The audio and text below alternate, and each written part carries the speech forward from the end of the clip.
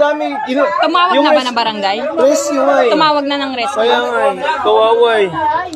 Grabe kasi mo. Nay, ayaw mo na, Nay. May paparating na ng ano. Nay, may paparating na po, Nay. May paparating na po.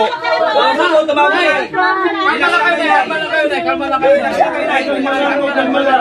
Kalma lang po. Kalma lang kayo. Nay. Rescue. Ano lang yan?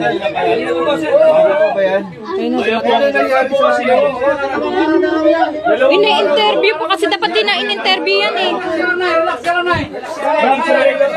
Relax lang po, Nay. Relax lang po. Ayan, ganda yung rescue, Nay. Tama na yan, Nay. Sila na bahala dyan, Nay. Sila na bahala dyan, Nay.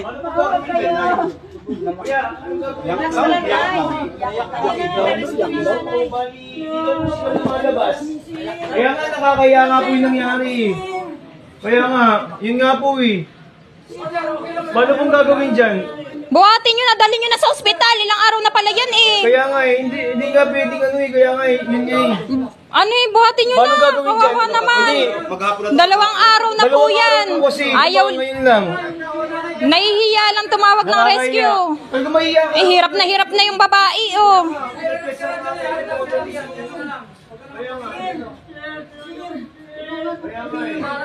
Grabe. Pinagpisahan na nga ng mga lalaki. Alam, dali na namin to. Dadali na namin to.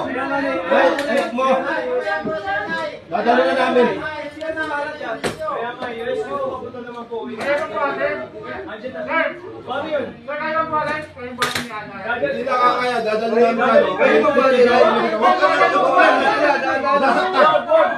Huwag mo persahin. Huwag yung ano kuya kasi yan yan. Kaya pa po atin, ma'am? Huwag muna.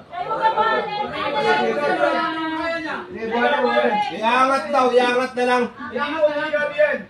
Ay, okay na. Ha? Kaya pa niya ating bumawas. Kaya nga po, hindi kasi basta-basta. Pwede ba natin sa bintana to? Malaki itong isa lang eh. Pwede namin lang dito?